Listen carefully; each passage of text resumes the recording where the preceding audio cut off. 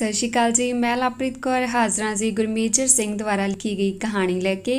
कहानी नूं शुरू करन तो पहलां वीडियो नूं लाइक कर दिओ ते चैनल नूं जरूर सबसक्राइब कर लिओ। आओ हुण आपां शुरू करदे हां अज दी कहानी। रुलदू 9 साल दा सी। ਉਹ कड़ी ते कड़ाह खाण दा बड़ा शौकीन सी। कड़ाह लई तां जदों दिल करदा सी आपे बना के खा लैंदा सी। कड़ी घर विच कदे कदे बनदी सी। कदे कदे तां जदों रुलदू कड़ी चौल बनाउण दी जिद करदा सी ਤਾਂ ਲੱਖੋ ਡੰਡਾ ਚੁੱਕ ਲੈਂਦੀ ਸੀ। ਕਈ ਵਾਰ ਤਾਂ ਲੱਖੋ ਤੋਂ ਰੁਲਦੂ ਦੇ ਡੰਡਾ ਵੱਜ ਵੀ ਜਾਂਦਾ ਸੀ। ਦੂਰ ਨੇੜੇ ਕੋਈ ਲੰਗਰ ਨਹੀਂ ਛੱਡਦਾ ਸੀ। ਕਈ ਥਾਈਂ ਤਾਂ ਬਿਨ ਬੁਲਾਇਆ ਹੀ ਚਲਾ ਜਾਂਦਾ ਸੀ। ਘਰ ਵਿੱਚ ਗਰੀਬੀ ਬਹੁਤ ਸੀ। ਰੁਲਦੂ ਦੇ 3 ਭਰਾ ਤੇ 1 ਭੈਣ ਸੀ। ਸਾਧੂ ਸਿੰਘ ਰੁਲਦੂ ਦਾ ਪਿਓ ਨਾਲ ਪਹਿਲਾਂ ਲੱਖੋ ਦੀ ਭੈਣ ਵਿਆਹੀ ਹੋਈ ਸੀ। ਉਸ ਦੀ ਮੌਤ ਹੋਣ ਪਿੱਛੋਂ ਘਰਦਿਆਂ ਦੀ ਮਰਜ਼ੀ ਮੁਤਾਬਿਕ ਲੱਖੋ ਨੂੰ ਆਪਣੀ ਭੈਣ ਦੀ ਥਾਂ ਆਉਣਾ ਪਿਆ। ਲੱਖੋ ਦੇ ਘਰਦਿਆਂ ਨੇ ਲੱਖੋ ਦੀ ਮਰਜ਼ੀ ਪੁੱਛੇ ਬਗੈਰ ਇਹ ਸਭ ਕੀਤਾ ਸੀ। ਸ਼ਾਇਦ ਇਹੋ ਕਾਰਨ ਸੀ ਕਿ ਲੱਖੋ ਦੀ ਨਾ ਸਾਧੂ ਨਾਲ ਬਣਦੀ ਸੀ ਤੇ ਨਾ ਆਪਣੇ ਬੱਚਿਆਂ ਨਾਲ। ਹੌਲੀ ਹੌਲੀ ਲੱਖੋ ਦੇ ਵਰਤਾਓ ਕਾਰਨ ਸਭ ਉਸ ਤੋਂ ਟੁੱਟਣ ਲੱਗ ਗਏ। ਇੱਥੋਂ ਤੱਕ ਕਿ ਉਸ ਦੀ ਆਪਣੇ ਮਾਂ ਪਿਓ ਨਾਲ ਵੀ ਨਹੀਂ ਬਣਦੀ ਸੀ। ਗਰਮੀ ਦਾ ਮੌਸਮ ਸੀ। ਲੱਖੋ ਨੇ ਰੁਲਦੂ ਨੂੰ ਉਸਦੇ ਵੱਡੇ ਭਰਾ ਨਾਲ ਅਚਾਰ ਦੇ ਲਈ ਲੋਕਾਂ ਦੇ ਖੇਤਾਂ 'ਚ ਲੱਗੇ ਅੰਬਾਂ ਤੋਂ ਅੰਬੀਆਂ ਤੋੜਨ ਭੇਜ ਦਿੱਤਾ। ਰੁਲਦੂ ਆਪਣੇ ਭਰਾ ਨਾਲ ਚਲਾ ਗਿਆ। ਥੋੜ੍ਹੀ ਦੇਰ ਬਾਅਦ ਜਦੋਂ ਦੋਵੇਂ ਅੰਬੀਆਂ ਲੈ ਕੇ ਘਰ ਪਰਤੇ ਤਾਂ ਸਾਧੂ ਸਿੰਘ ਨੇ ਪੁੱਛਿਆ, ਇਹ ਕੀ ਚੁੱਕੀ ਆ ਰਹੇ ਹੋ ਥੈਲੇ 'ਚ? ਰੁਲਦੂ ਦੇ ਵੱਡੇ ਭਰਾ ਭੰਗੀ ਨੇ ਕਿਹਾ, ਇਸ ਵਿੱਚ ਅੰਬੀਆਂ ਨੇ। ਸਾਧੂ ਸਿੰਘ ਨੇ ਲੱਖੋ ਵੱਲ ਦੇਖ ਕੇ ਕਿਹਾ, ਇਹਨਾਂ ਨੂੰ ਤੂੰ ਭੇਜਿਆ ਸੀ ਅੰਬੀਆਂ ਲੈਣ? ਲੱਖੋ ਨੇ ਕਿਹਾ, ਹਾਂਜੀ ਮੈਂ ਹੀ ਭੇਜਿਆ ਸੀ। ਸਾਧੂ ਸਿੰਘ, ਤੇਰਾ ਦਿਮਾਗ ਹਿੱਲਿਆ? ਦੁਪਹਿਰ ਵੇਲੇ ਅੰਬਾਂ 'ਤੇ 100 ਚੀਜ਼ ਘੁੰਮਦੀ ਆ। ਜੇ ਭਲਾ ਇਹਨਾਂ ਨੂੰ ਕੋਈ ਓਪਰੀ ਪਰਾਈ ਚੀਜ਼ ਚਿੰਬੜ ਗਈ ਫੇਰ? ਰੁਲਦੂ ਨੇ ਹੌਲੀ ਜਿਹੇ ਕਿਹਾ, ਇੱਕ ਤਾਂ ਇਹ ਨਹੀਂ ਕੁਝ ਕਰਨ ਦਿੰਦਾ, ਫਿਰ ਕਹਿੰਦਾ ਨਿਆਣੇ ਕੰਮ ਨਹੀਂ ਕਰਕੇ ਰਾਜੀ। ਸਾਧੂ ਸਿੰਘ ਰੁਲਦੂ ਵੱਲ ਵੇਖ ਕੇ, ਕੀ ਕਿਹਾ ਓਏ ਤੂੰ? ਰੁਲਦੂ, ਓਏ ਪਾਪੇ ਤੂੰ ਐਵੇਂ ਫਿਕਰ ਕਰੀ ਜਾਂਦਾ। ਅਸੀਂ ਲਸਣ ਲੈ ਕੇ ਜਾਂਦੇ ਹਾਂ ਜਦੋਂ ਅੰਬਾਂ ਵੱਲ ਜਾਂਦੇ ਹਾਂ, ਫਿਰ ਕੋਈ ਭੂਤ ਨੇੜੇ ਨਹੀਂ ਆਉਂਦਾ। ਅਸੀਂ ਹੁਣ ਨਿਆਣੇ ਥੋੜ੍ਹੀ ਰਹਿ ਗਏ। ਸਾਧੂ ਸਿੰਘ ਨੇ ਲੱਖੋ ਨੂੰ ਕਿਹਾ, ਆਹ ਦੇਖ ਲੈ ਕੀ ਕਹਿ ਰਿਹਾ।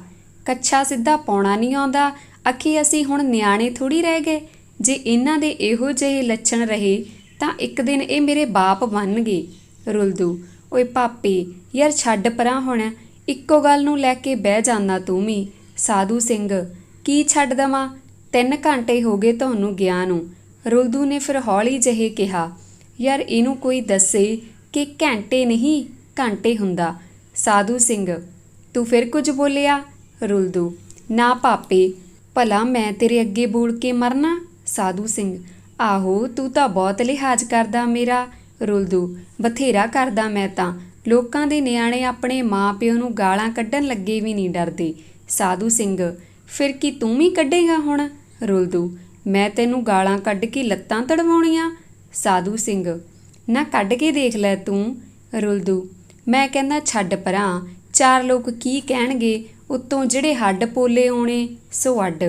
ਸਾਧੂ ਸਿੰਘ ਫਿਰ ਕੁਝ ਨਾ ਬੋਲਿਆ। ਰੁਲਦੂ ਲੱਖੋ ਨੂੰ ਕਹਿੰਦਾ, ਉਹ ਮਾਤਾ ਅੱਜ ਤਾਂ ਮੈਂ ਵਾਹਵਾ ਕੰਮ ਕਰਕੇ ਆਇਆ, ਅੱਜ ਕੜੀ ਚੌਲ ਹੀ ਧਰ ਲਾ।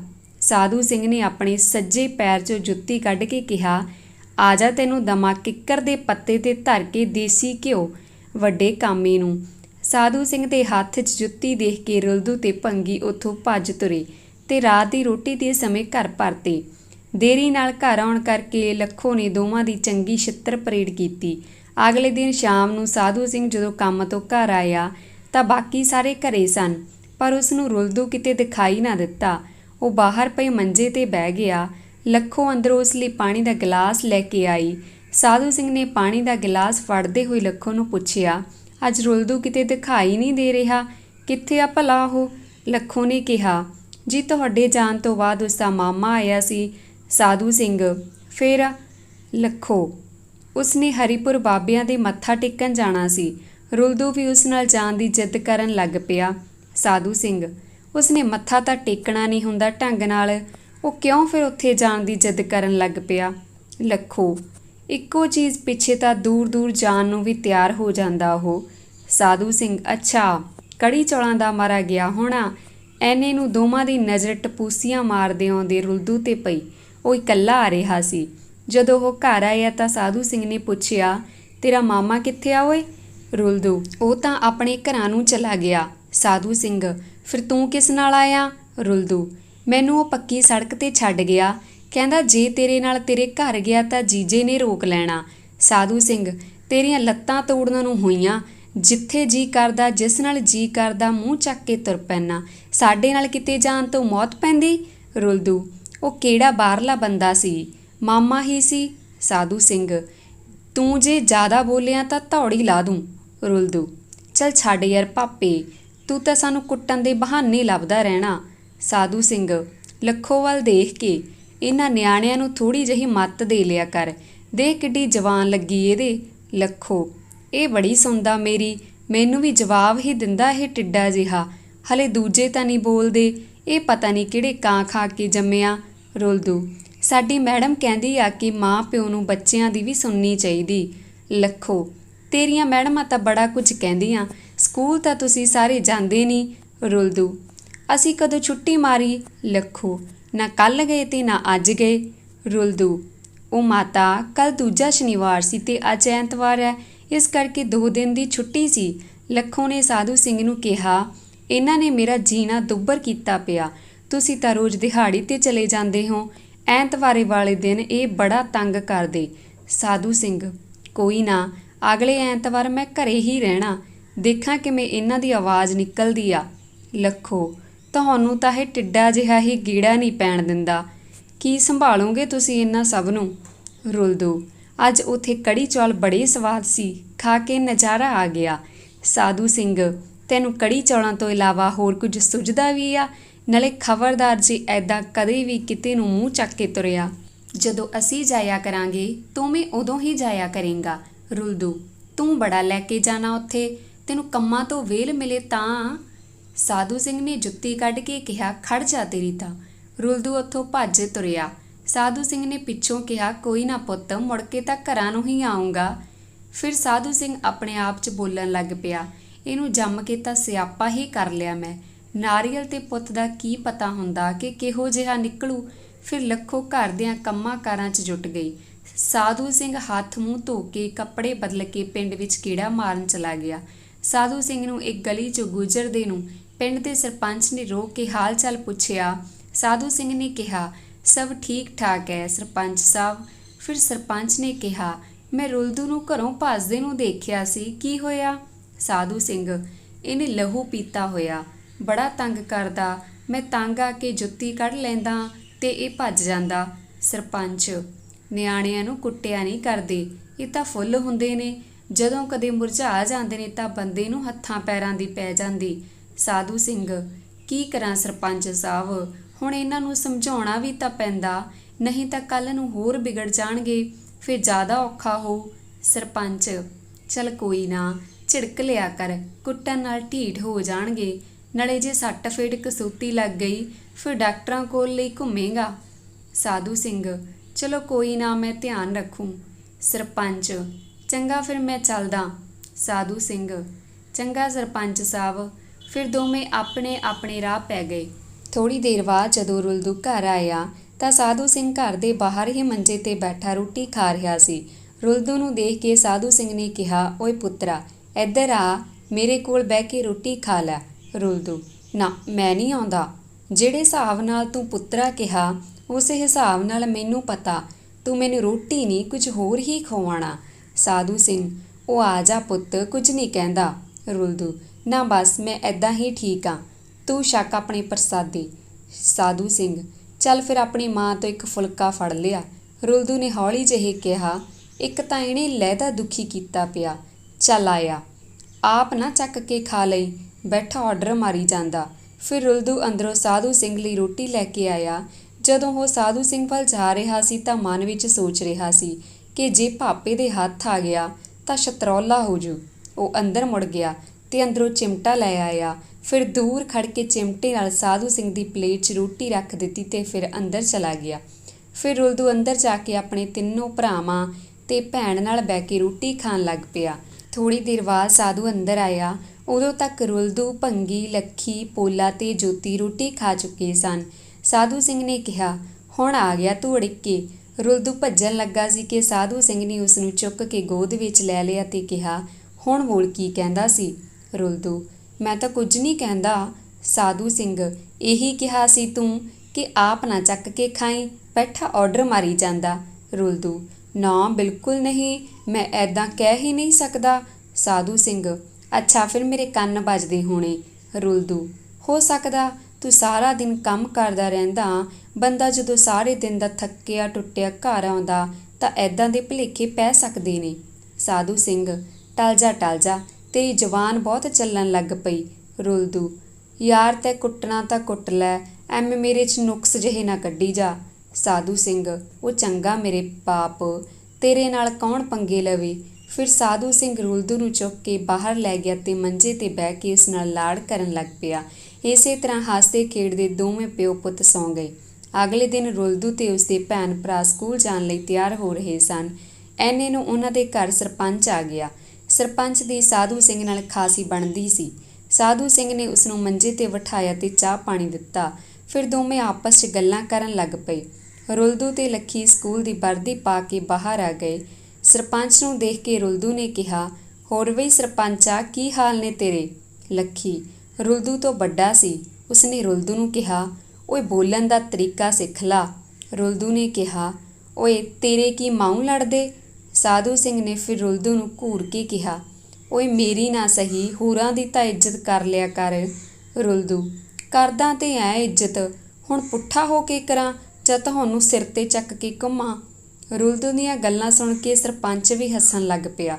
ਸਰਪੰਚ ਨੇ ਮੁਸਕਰਾ ਕੇ ਰੁਲਦੂ ਨੂੰ ਪੁੱਛਿਆ, ਓਏ ਰੁਲਦੂਆ, ਕੀ ਗੱਲ ਇੰਨਾ ਖਿਜਿਆ ਕਿਉਂ ਰਹਿੰਦਾ? ਰੁਲਦੂ, ਉਹ ਬਸ ਯਾਰ ਕੀ ਦੱਸਾਂ ਸਰਪੰਚਾ, ਇਹ ਸਾਰਾ ਟੱਬਰ ਮਿਲ ਕੇ ਮੈਨੂੰ ਦੁਖੀ ਕਰੀ ਰੱਖਦਾ।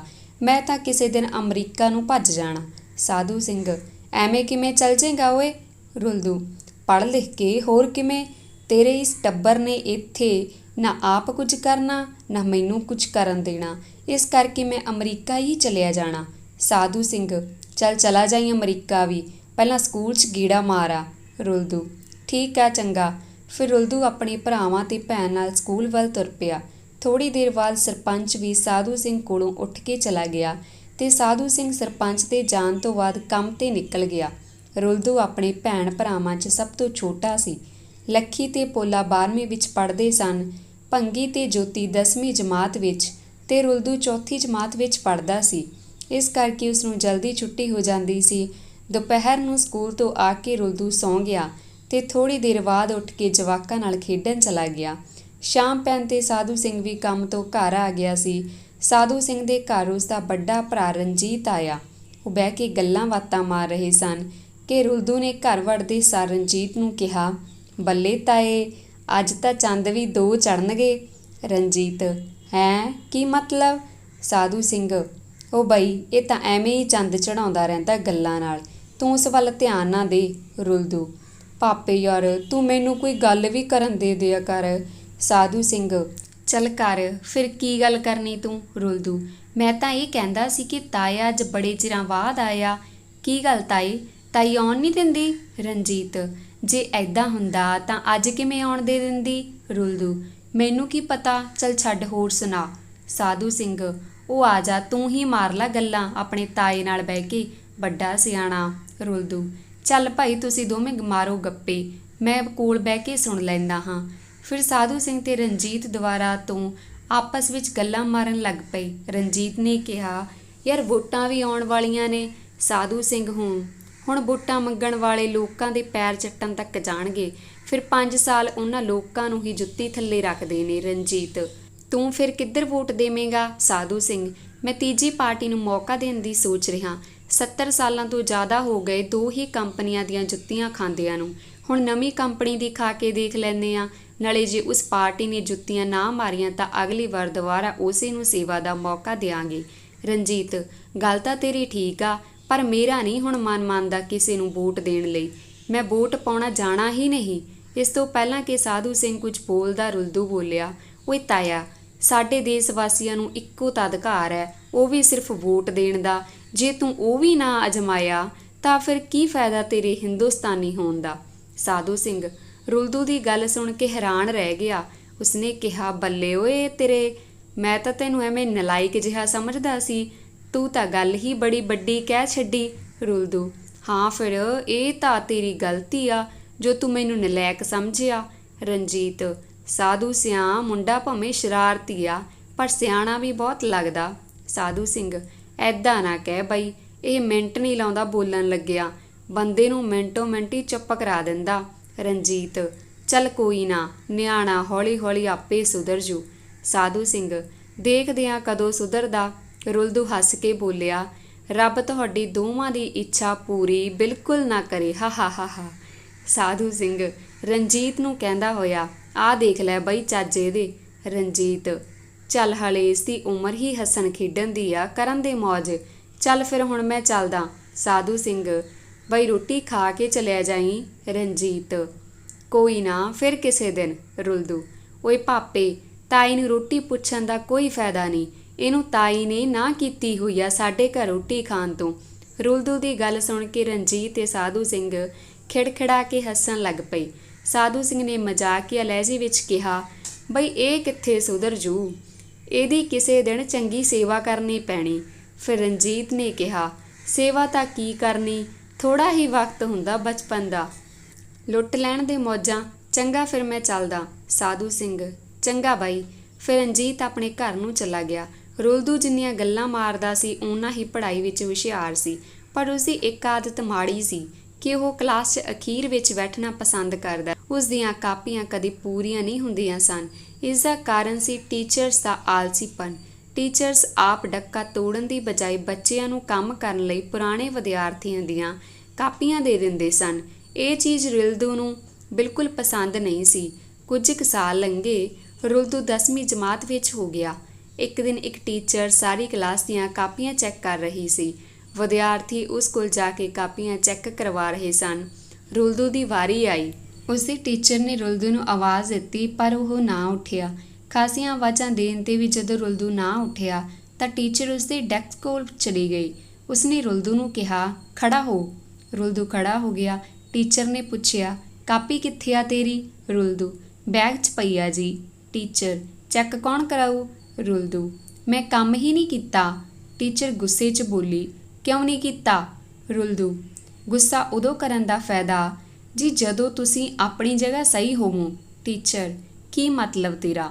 ਰੁਲਦੂ ਤੁਸੀਂ ਆਪ ਨਾ ਹੱਥ ਚਲਾ ਕੇ ਰਾਜੀ ਹੋ ਤੇ ਨਾ ਦਿਮਾਗ ਚਲਾ ਕੇ ਅੱਗੇ ਬੈਠੇ ਬੱਚਿਆਂ ਨੂੰ ਕਾਪੀਆਂ ਦੇ ਦਿੰਦੇ ਹੋ ਕੰਮ ਕਰਨ ਲਈ, ਤੇ ਉਹ ਆਪਣਾ ਆਪਣਾ ਕੰਮ ਕਰਕੇ ਕਾਪੀਆਂ ਤੁਹਾਨੂੰ ਫੜਾ ਦਿੰਦੇ, ਤੇ ਜੇ ਕਦੇ ਗਲਤੀ ਨਾਲ ਸਾਡੇ ਪਿੱਛੇ ਬੈਠਿਆਂ ਤੱਕ ਕਾਪੀ ਆ ਵੀ ਜਾਵੇ ਤਾਂ ਉਦੋਂ ਤੱਕ ਤੁਸੀਂ ਅਗਲਾ ਸਿਲੇਬਸ ਕਰਵਾਉਣਾ ਸ਼ੁਰੂ ਕਰ ਦਿੰਦੇ ਹੋ। ਟੀਚਰ ਤੂੰ ਵੀ ਅੱਗੇ ਬਹਿ ਜਾਇਆ ਕਰ ਫਿਰ।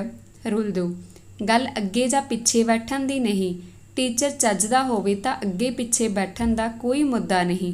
ਜ਼ਰੂਰੀ ਨਹੀਂ ਕਿ ਹੁਸ਼ਿਆਰ ਬੱਚੇ ਸਿਰਫ ਅੱਗੇ ਹੀ ਬੈਠੇ ਹੋਣ।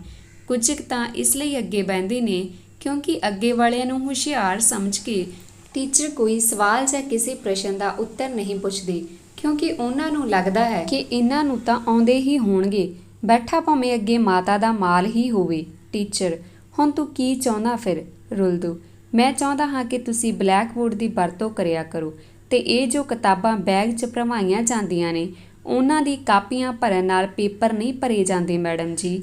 ਸਾਰਾ ਸਾਲ ਕਾਪੀਆਂ ਕਾਲੀਆਂ ਕਰਨ ਵਾਲੇ ਪੇਪਰਾਂ 'ਚ ਇੱਧਰ ਉੱਧਰ ਉੱਲੂਆਂ ਵਾਂਗ ਝਾਕਦੇ ਹੁੰਦੇ। ਤੁਹਾਡੇ ਵਰਗੇ ਟੀਚਰਾਂ ਕਰਕੇ ਨਲਾਇਕਾਂ ਨੇ ਤਾਂ ਕੀ ਪੜ੍ਹਨਾ, ਸਗੋਂ ਜਿਹੜਿਆਂ ਦੀ ਪੜ੍ਹਨ ਦੀ ਇੱਛਾ ਹੁੰਦੀ ਉਹ ਵੀ ਨਲਾਇਕ ਹੋ ਜਾਂਦੇ। ਫਿਰ ਕਹਿੰਦੇ ਸਾਡੇ ਸਕੂਲਾਂ ਦਾ ਰਿਜ਼ਲਟ ਚੰਗਾ ਨਹੀਂ ਆਉਂਦਾ ਤੇ ਇਸ ਲਈ ਦੋਸ਼ੀ ਵਿਦਿਆਰਥੀਆਂ ਨੂੰ ਠਹਿਰਾ ਦਿੰਦੇ ਹੋ। ਟੀਚਰ ਨੂੰ ਰੁਲਦੂ ਦੀਆਂ ਗੱਲਾਂ ਕੌੜੀਆਂ ਲੱਗੀਆਂ। ਉਸਨੇ ਗੁੱਸੇ ਨਾਲ ਕਿਹਾ ਕੱਲ ਆਪਣੇ ਪਾਪਾ ਨੂੰ ਸਕੂਲ ਲੈ ਕੇ ਆਈ। ਰੁਲਦੂ ਨੇ ਵੀ ਠੋਕਮਾ ਜਵਾਬ ਦਿੱਤਾ ਪਾਪਾ ਹੀ ਨਹੀਂ ਨਾਲ ਪੰਚਾਇਤ ਵੀ ਆਊ। ਧੰਨਵਾਦ ਜੀ। ਜੇਕਰ ਕਹਾਣੀ ਵਧੀਆ ਲੱਗੀ ਲਾਈਕ ਕਰਨਾ, ਸ਼ੇਅਰ ਕਰਨਾ ਤੇ ਕਮੈਂਟ ਕਰਨਾ। ਬਾਕੀ ਭਾਗ ਕੱਲ੍ਹ ਦੀ ਵੀਡੀਓ ਵਿੱਚ ਲੈ ਕੇ ਹਾਜ਼ਰ ਹੋਵਾਂਗੇ ਜੀ। ਵੀਡੀਓ ਕੱਲ੍ਹ ਸਵੇਰੇ 9:45 'ਤੇ ਅਪਲੋਡ ਕੀਤੀ ਜਾਵੇਗੀ ਜੀ। ਧੰਨਵਾਦ ਜੀ।